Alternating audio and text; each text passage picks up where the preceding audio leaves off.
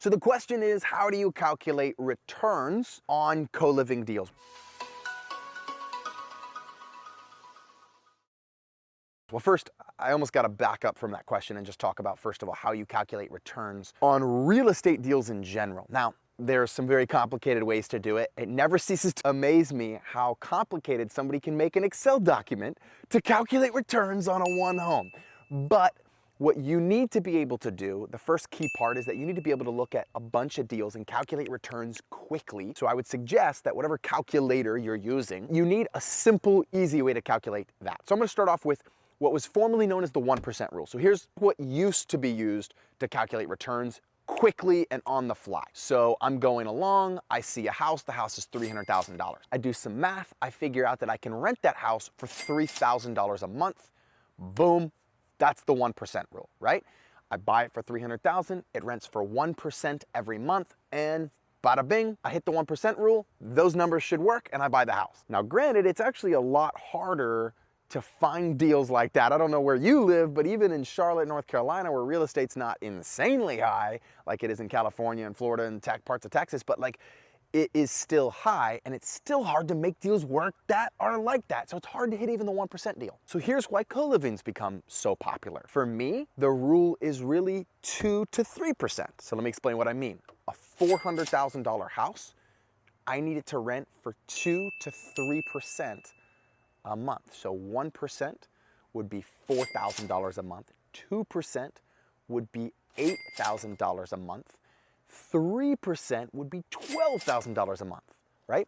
Those 2.5%, 3% deals are extremely hard to find, not impossible. Some of my students have shared with me some deals that would hit the 2.5% to 3% rule, but really what I'm looking for mostly are 2% deals. I'm looking for a house that I can actually rent for $8,000 a month through using the co-living strategy, and it costs me $400,000, right? Hopefully that math makes sense. Now, once you understand that math, once you understand what something will rent for in your area, which you need to know, once you understand how many rooms you can put in a home, then you really need to understand what your expenses are. One of the biggest mistakes I see from beginner real estate investors is I see this mistake where they know what the house will rent for and they know what the mortgage payment is. And those are the only numbers that they look at. They say, well, if my mortgage payment is $2,000 and I'm renting for $3,000, then I'm making $1,000. And I just made up those numbers, but I'm making $1,000 because the difference between $2,000 and $3,000 is $1,000. And it's like, well, no, that's not actually how it works as a real estate investor, because what you have is you've got the mortgage payment, and then you've got your principal, you've got your interest, that's probably your mortgage payment, but then you've got insurance, then you've got taxes, then you've got electric if there is any. In a co-living place, you do have to pay the electric. You've got water if there is some. You got sewer. You got repairs. You got capital repairs. A capital repair is what happens when the whole roof or some siding falls off, or you have to replace the whole refrigerator or hot water heater. Those are capital repairs, bigger expenditures. And so you have a lot of these other things that you have to add in to really, really, really get the numbers correct. And that's where you need a longer calculator to kind of type in those numbers and pencil it out. The biggest things are, for a co-living space specifically, your water, your sewer, your electric, your internet, your repairs, your cleaning if you're gonna professionally clean the property, and that's all that I'm coming up with right now that I'm thinking about. Does that make sense? So there are some ideas on how to do a co-living property, how to evaluate co-living deals. You need to put it in writing, and I said 2%. If I find a deal, because I'm just thinking of a house right now that I know is $400,000, I've been thinking about placing an offer on it, and I know it's $400,000, and I know I can rent it for $6,000. So that's like the 1.5% rule, right?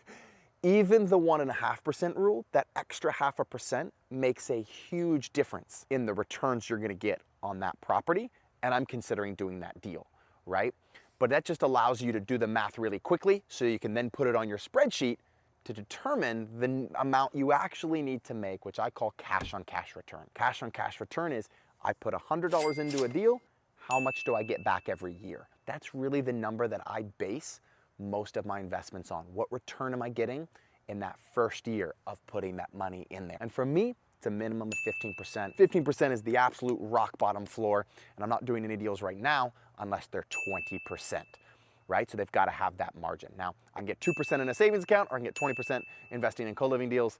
you can probably tell me which one we're gonna go for. There's some of how my brain works on investing in co-living deals. Hopefully that helps you, and hopefully I can help you in the future find and acquire and set up and manage your first co-living deal, because the truth is, at these kind of returns, you don't need a lot to achieve financial freedom and also be helping to solve the affordable housing crisis. All right, investors, go get them, and I'll look forward to seeing you soon.